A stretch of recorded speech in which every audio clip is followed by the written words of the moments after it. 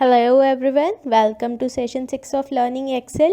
Today we will learn about flash fill function of Excel which is very interesting topic और जो हमारा बहुत सारा टाइम सेव करता है। तो चलिए लेट्स स्टार्ट। तो दोस्तों हमने जब टेक्स्ट फॉर्मूला सीखे थे तो हमने बहुत सारे फंक्शन सीखे थे like trim, proper, upper case कि कैसे हम अपने डेटा में से एक्स्ट्रा स्पेसिंग्स रिमूव कर सकते हैं और कैसे हम उसको अलग अलग सेंटेंस केस में क्लासीफाई कर सकते हैं। ये सब कुछ हमने सेशन 3 में कवर किया था, जिसका लिंक मैं डिस्क्रिप्शन बॉक्स में दे दूंगी आपकी रेफरेंस के लिए। तो बेसिकली अब हम ये देखना है कि कैसे हम फ्लैश फिल फंक्शन की हेल्प से बिना फॉर्मूलाज के यूज किए ये सारा काम कर सकते हैं। तो ऑल्दो टेक्स्ट फॉर्मूलाज भी हमारा बहुत सारा टाइम सेव करते हैं, बट फ्लैश फिल हमारा और ज़्यादा टाइम सेव करता है। लेकिन फ्लैश फिल सिर्फ एक्सेल 2013 ऑनवर्ड्स वर्जन में अवेलेबल है। तो अगर आप एक्सेल 2013 से पहले वाले वर्जन्स यूज़ कर रहे हैं तो आप ये सारा काम अपने टेक्स्ट फॉर्मूलाज के बेसिस पे ही कर सकते हैं। और अगर आपके पास लेटेस्ट वर्जन्स ऑफ एक्सेल है एक्सेल 2013 ऑनवर्ड्स, तो आप फ्लैश फिल फंक्शन का यूज़ कर सकते हैं। तो देखते हैं कैसे फ्लैश फिल फंक्शन मैजिकली हमारे डेटा को अपेयर कर देता है। तो यहाँ पे हमें चाहिए कि हमारी एक्स्ट्रा स्पेसिंग रिमूव हो जाए। तो फर्स्ट सेल हम टाइप करेंगे, क्योंकि एक्सेल क्या करता है, हम जो भी उसको ट्रेनिंग देते हैं वो इसके हिसाब से काम करता है फ्लैश फिल फंक्शन में। तो अब मैंने एक्सेल को ट्रेनिंग दी है कि मैंने इसमें एक्स्ट्रा स्पेसिंग हटा के नेम टाइप किया है, आप भी ऐसा ही नेम टाइप करो। अब हमें एक फ्लैश फिल फंक्शन लगाना है, तो हम रिबन में डेटा टैब में जाएंगे। यहाँ पे एक फंक्शन है फ्लैश फिल, इसे क्लिक करेंगे तो देखिए हमारा सारा डेटा फिल तो हो गया। लेकिन क्योंकि एक्सेल की ट्रेनिंग प्रॉपर हमने नहीं समझा पाए उसको, तो उसने क्या किया, हमारा सारा डेटा एज इट इज दे दिया और एक्स्ट्रा स्पेसिंग्स रिमूव नहीं की। तो फ्लैश फिल फंक्शन में ये बहुत इंपॉर्टेंट है कि हम एक्सेल को प्रॉपर ट्रेनिंग दें। तो हम क्या करेंगे, ये सारा डेटा फिर से डिलीट करेंगे और हम उसको 2 सेल्स में लिख के बताएंगे कि हम चाहते क्या हैं। तो ये हम 2 सेल्स में टाइप कर देते हैं और हम फिर से फ्लैश फिल फंक्शन पे क्लिक करेंगे। तो देखिए अब उसको प्रॉपरली समझ आ गया एक्सेल को कि उसे करना क्या है, और उसने ऐसी सारी स्पेसिंग्स रिमूव करके हमें हमारा डेटा दे दिया। तो अब अगर हमें यही सारा डेटा अलग अलग सेंटेंस केस में चाहिए, तो अब हम इसे कॉपी पेस्ट कर लेते हैं नेम्स को, और अब हम इसे अलग अलग सेंटेंस केस में क्लासीफाई करना है। तो हम फिर से फ्लैश फिल फंक्शन का ही यूज़ करेंगे।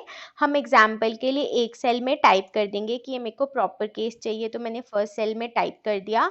अब हम फ्लैश फिल फंक्शन यूज़ करेंगे, इसका शॉर्टकट है कंट्रोल-E। तो आप डेटा में जाकर फ्लैश फिल फंक्शन का यूज़ कर सकते हैं, या फिर सिंपली कंट्रोल-E प्रेस करिए। तो ये देखिए कंट्रोल-E प्रेस करते ही ये सारे डेटा इसने मेरे को प्रॉपर केस में दे दिए, जैसे जिसका मतलब है फर्स्ट वर्ड का फर्स्ट लेटर कैपिटल में मिल गया मुझे और बाकी सब स्मॉल में।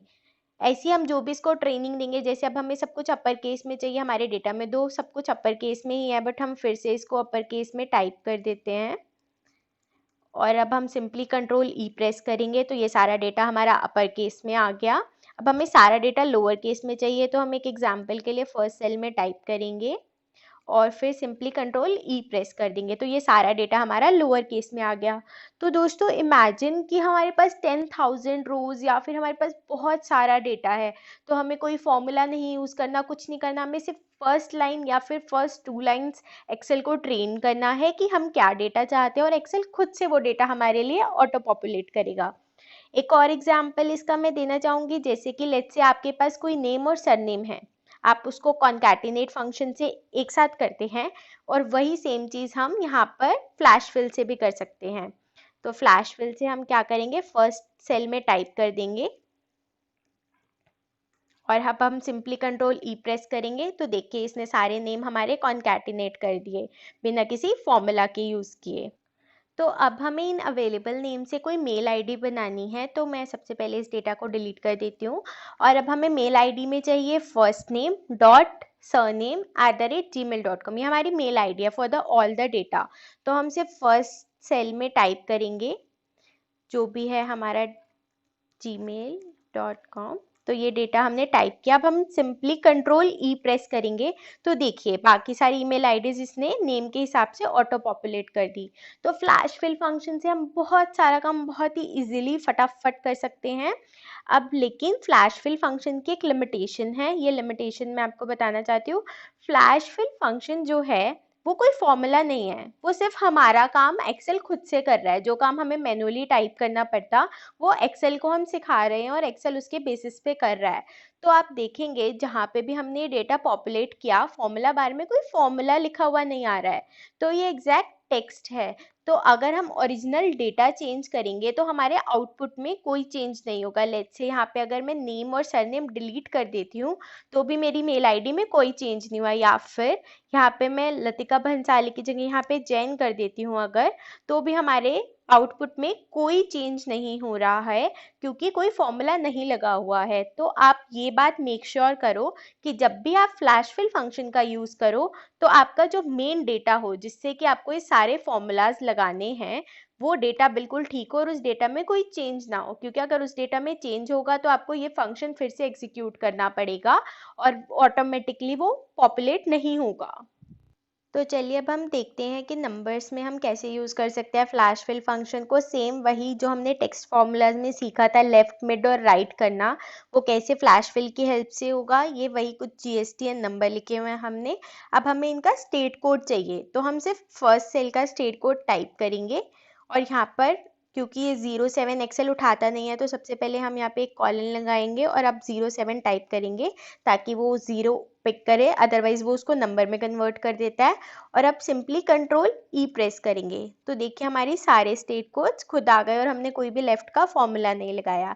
इसी तरह से अब हमें यहाँ पर पैन नंबर चाहिए, तो हम सेकेंड डिजिट से स्टार्ट करेंगे और इसे कॉपी करेंगे। ये सब मैंने सेशन 3 में एक्सप्लेन किया था कि जीएसटीएन में क्या पैन नंबर होता है, शुरू के 2 डिजिट स्टेट कोड के होते हैं, तो उसी के बेसिस पे आप सेशन 3 देख के ये पता लगा सकते हैं। अब हम पैन नंबर यहाँ पे कॉपी करेंगे सिंपली और कंट्रोल ई प्रेस करेंगे तो देखिए अब हर सेल के इसने वहां से लेके जो भी 10 डिजिट्स मुझे चाहिए थे वो यहाँ पर ऑटो पॉपुलेट हो गए।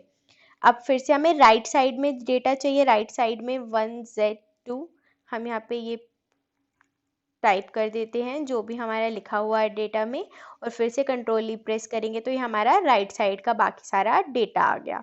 तो इस तरह से फ्लैश फिल फंक्शन बिना किसी फॉर्मूला की हेल्प से हमारा सारा डेटा पॉपुलेट कर देता है और मैनुअल वर्किंग हमारी बिल्कुल ख़त्म हो जाती है।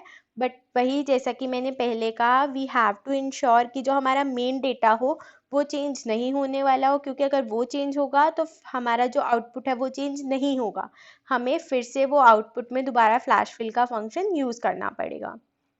ऐसे ही अब लेफ्ट फंक्शन अगर हमें यूज़ करना है, यहाँ पे हम चाहते हैं कि हमारे फर्स्ट 3 डिजिट्स आ जाएं, तो यहाँ पे हम 100 टाइप करते हैं और कंट्रोल ई प्रेस करेंगे तो देखिए फर्स्ट 3 डिजिट सारे ऑटो पॉपुलेट हो गए, क्योंकि मैंने सिर्फ फर्स्ट रो में फर्स्ट सेल में बताया एक्सेल को कि मैं क्या चाहती हूँ और वही उसने पॉपुलेट कर दिया।